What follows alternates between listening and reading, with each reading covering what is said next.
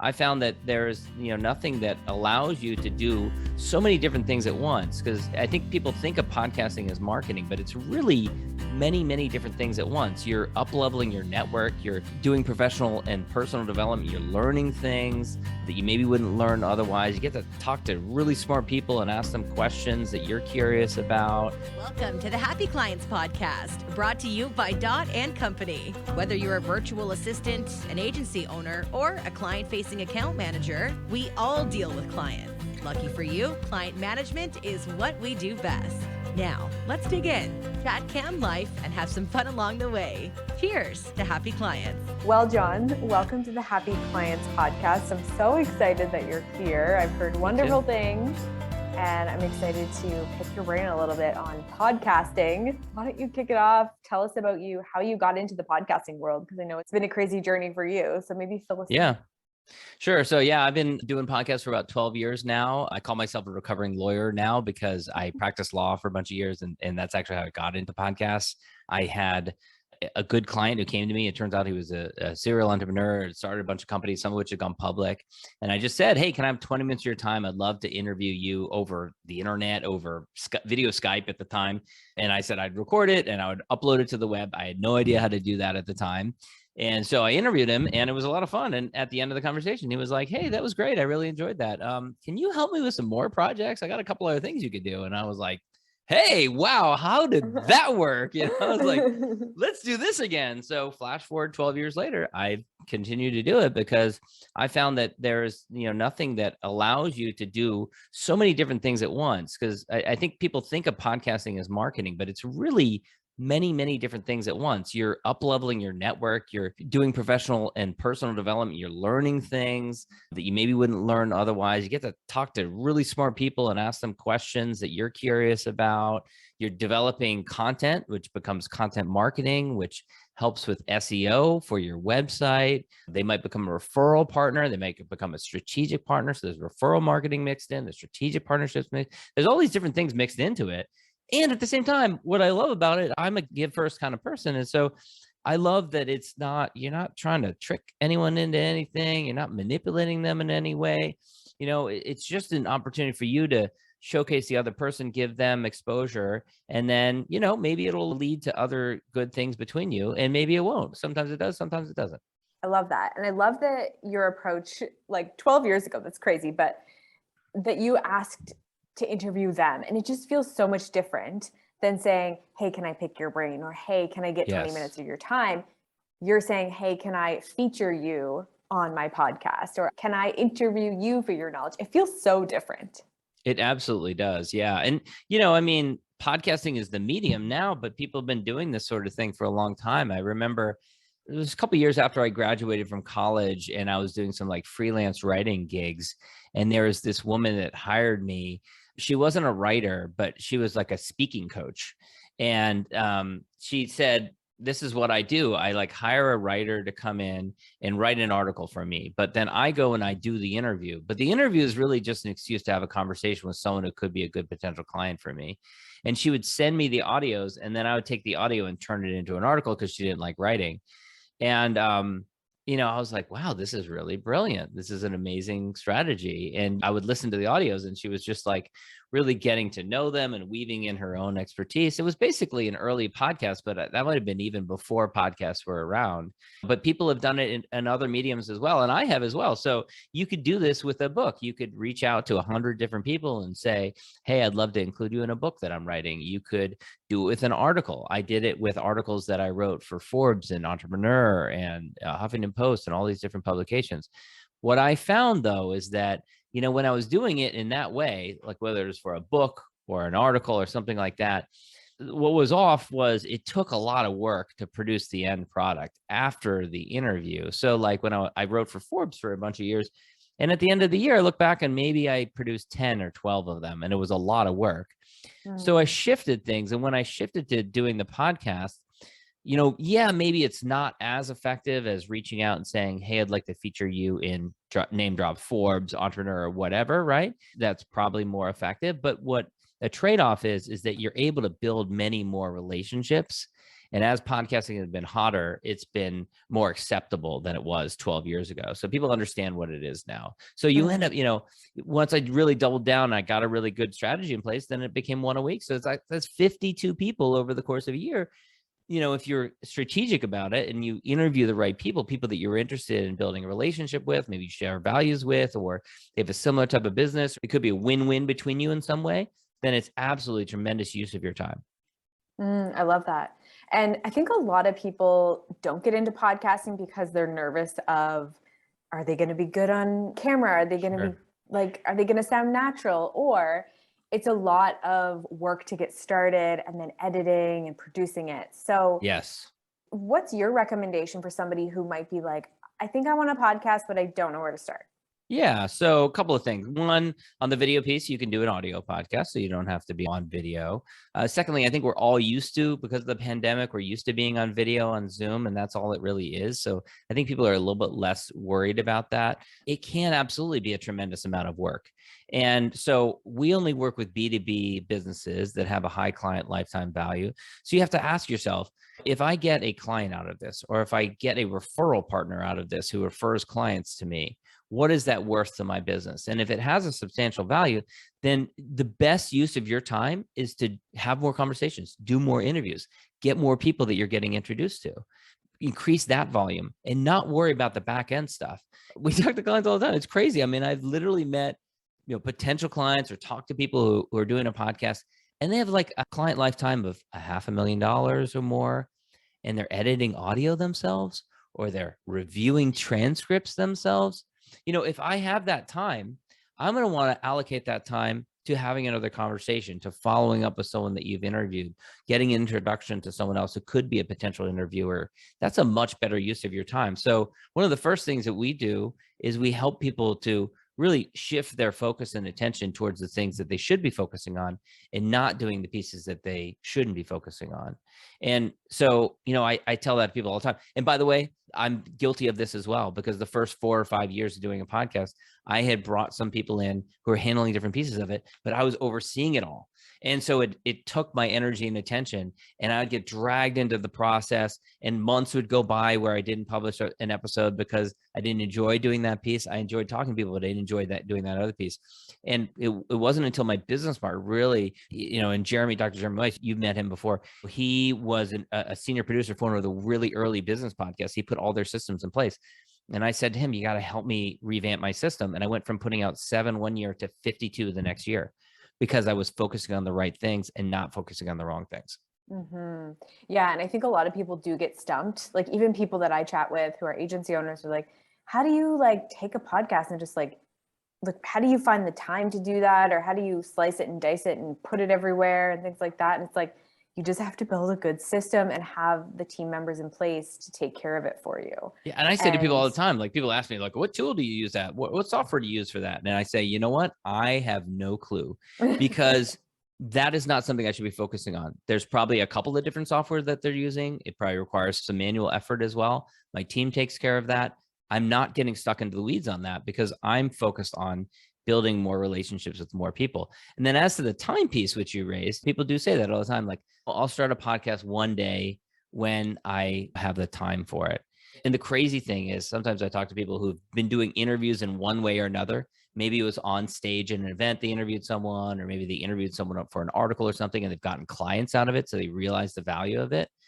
But the crazy thing is, look, we are spending time on business development, on networking, or we should be, for our business. We're doing that all the time. Maybe you go to a conference and you're out of the office for 3 days, 4 days. You've got to travel over to that location. Maybe you're going to a local networking event, a BNI event, or a Chamber of Commerce event, or something like that. So we're spending time on these things already. So what the podcast does is it allows you to shift some of that time into something that's really a more efficient use of your time. If it's 3 days out of the office to go to a conference and everything, I'm not saying don't go to any more conferences, but that is a large investment of time. And so if you can shift some of that time and focus it on building relationships, having a 45-minute conversation over Zoom on a weekly or semi-weekly basis over the course of a year, be really consistent and disciplined about it, that's going to be a great practice. It's going to be a great use of your time. That's so true. And 45 minutes is nothing. And then you create this amazing piece of content. You've met a new friend, you've, built a relationship, and then that can be used and live on the internet forever. And it's Right. like that Yeah. one-to-many approach. Yeah. And I'm not, breaking any news here that the world that depends on content marketing now. Like if you're not creating content, you're not being found. Look at YouTube, look at the success of blogs, look at, even social media. Content is being created right and left. You need to be doing it too. But what's debilitating for so many people is like, oh man, I know I need to do a blog post. You look at their website, they haven't written a blog post in 2 years. They're beating themselves up about it. Look, don't worry about it. Just have a conversation. Do it over Zoom. Don't worry about your microphone. Don't worry about the technology too much. It's okay. You can figure those pieces out, but just have a conversation. And oftentimes, the more cerebral clients that we work with, the more highly educated, they will say to us, I don't even know what to ask. I don't even know what to say. And I'm like, you have no problem coming up with things to say. You have lots of things to talk about. You've been in your industry for 10 years. You know your industry really well. You can have a conversation any day of the week. So I'm not worried about that piece.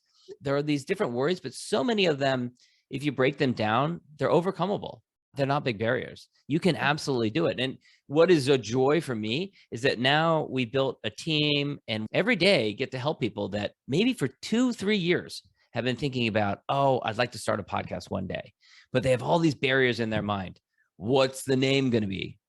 Doesn't really matter. What microphone am I going to buy? Doesn't really matter. There's so many different things that they think are these massive start and they're not. And then once they start doing it, we get these wonderful emails or text messages from people saying, I just had the best conversation with insert whoever, like, some favorite client that they maybe haven't talked to in a while, or haven't had a deeper conversation with, or someone they met at a conference, or a friend of a friend who they've always wanted to talk to, but they've never had an excuse for it. And that is so joyful, is to see people do that in a way that delivers value to someone and deepens a relationship. I love that. And a random question that just popped in my head. On your podcast that you have, do you have a co-host with you or do you do it solo? Great question. I actually do not. Usually it's just me. I have done ones that are co-hosts, and I think that's okay. I think it's okay to mix up the format. It doesn't always have to be the same way. People ask me all the time, or they come to us and they say, yeah, I'm thinking about starting this podcast with this person who I just met last week, and I'm like, well, the problem with that is that you guys probably have different businesses. If you have the same business, that's a different discussion. But if you have different businesses and you're just friends or friendly or whatever, a lot of those types of shows don't last very long because you have diverging interests. Maybe one wants to get this type of client and the other one wants to get this type of client, and they might not align. It might not be the same kind of person. And what ends up inevitably happening is, yeah, it's fun. Maybe you do it for a little bit, maybe you do it for 4 months or something, but then inevitably one of you gets busy, the other one gets busy, or it's just not producing any results. Like you're not getting an ROI of it. You're not getting any clients out of it. You're not getting any referrals out of it, or one of the two isn't. And then that ends up dragging down the process. What I say to do, rather, if people are thinking about starting a show where they have a co-host, is just start it, have it be one of yours or theirs, whoever's.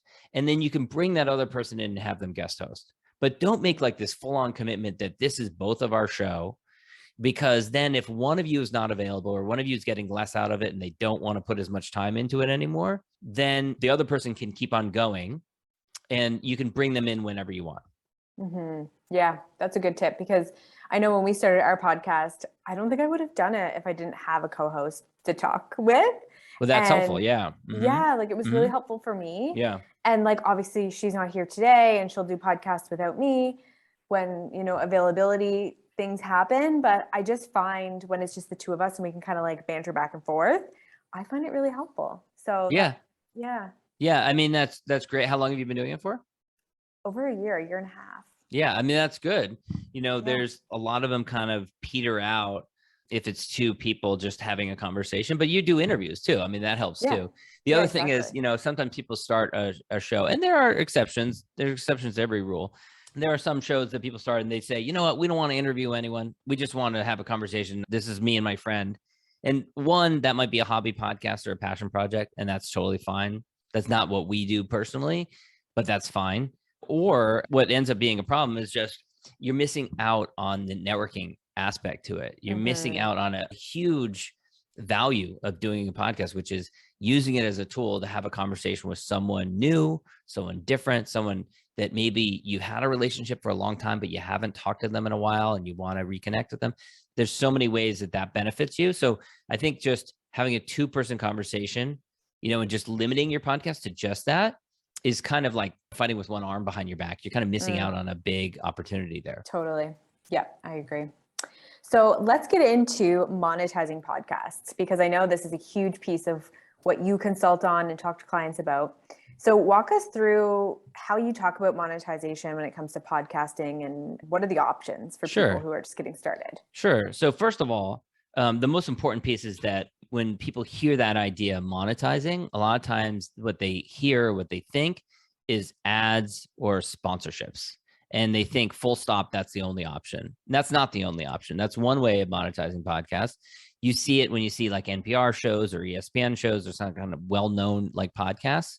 And that's a model that works for them. The returns are not great yet. Like we're still moving into the point where they'll make more money from it. But I know a lot of people that monetize their podcasts just based on ads and sponsorships, and they'll do it for a couple of years and then they'll give up. They'll just stop, period, because they're not making that much money off of it. Even arguably, Joe Rogan famously a couple of years ago announced he was moving over to Spotify. He was the #1 podcaster out there.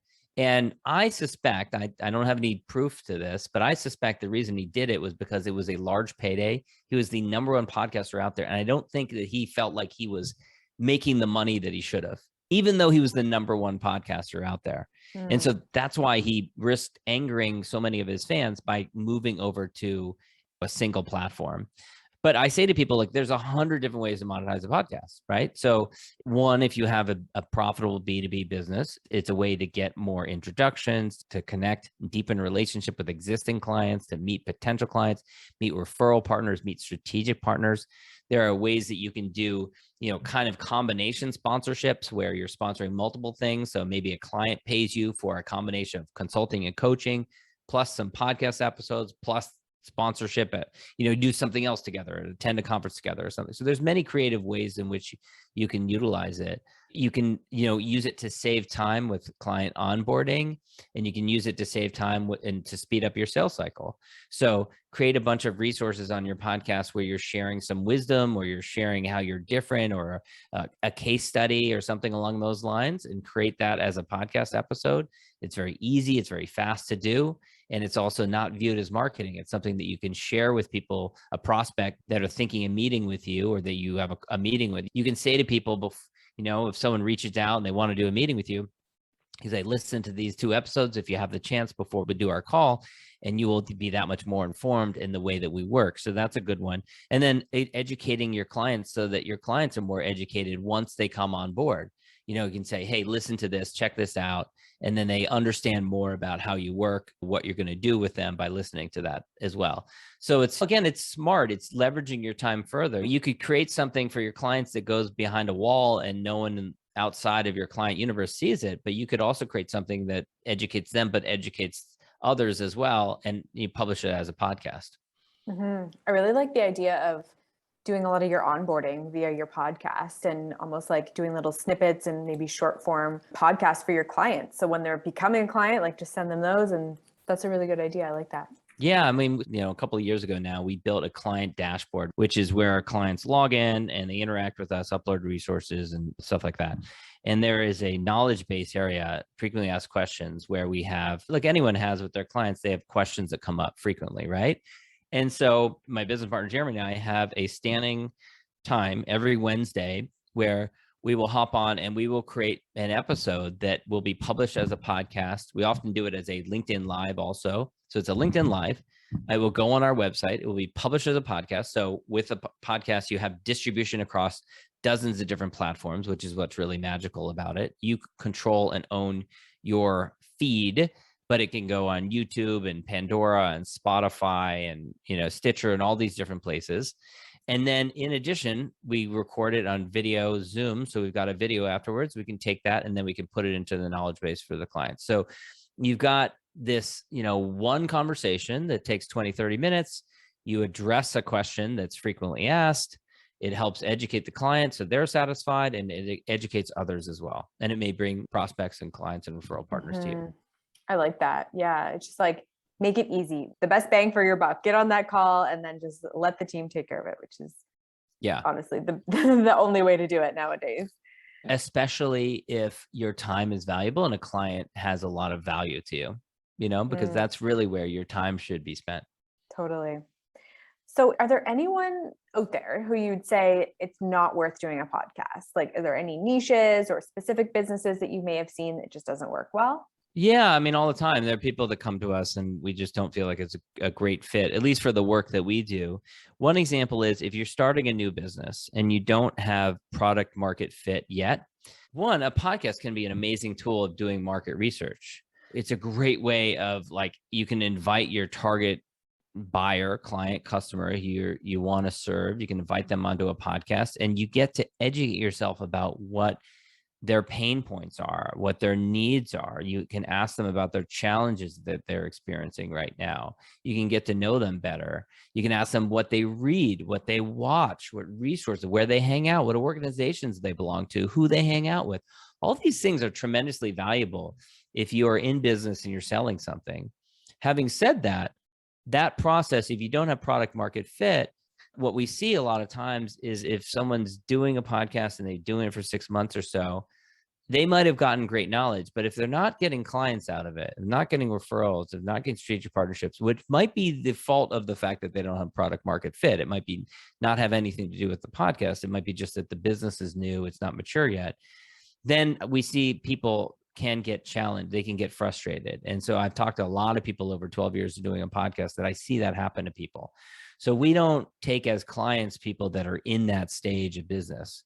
Love that kind of stage of business. Love people that are in that phase. We'll support them in other ways, but we don't want to take their money, because I don't want them to do it for 6 months and then get to the point where they're frustrated and they don't want to do it anymore.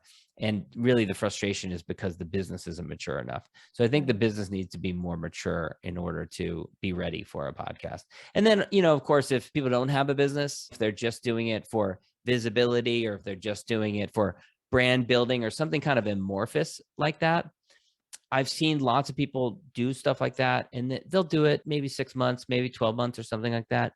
But eventually they get to the point where this is a heavy lift, especially if they're doing a bunch of the work themselves, if they're editing the audio and stuff like that. They just will put it on pause and they will go do something else and they'll never get back to it. So if those are your motivations for doing it, again, not the type of client that we serve, because we see a lot of times they just aren't going to be in it for the long haul. And when you're in it for the long haul, when you do this for 2, 3, 4 years, then that's where you really start to reap the tremendous benefits from it.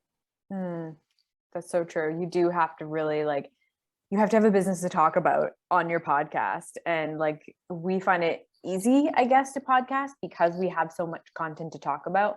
But I can imagine if you were just jumping on with a friend and talking about whatever, it would be really hard to stay in line and stay structured. Yeah, exactly. I mean, there are people that do passion projects that are about whatever, like The Office, or about different TV shows and stuff like that, Bridgerton or something like that.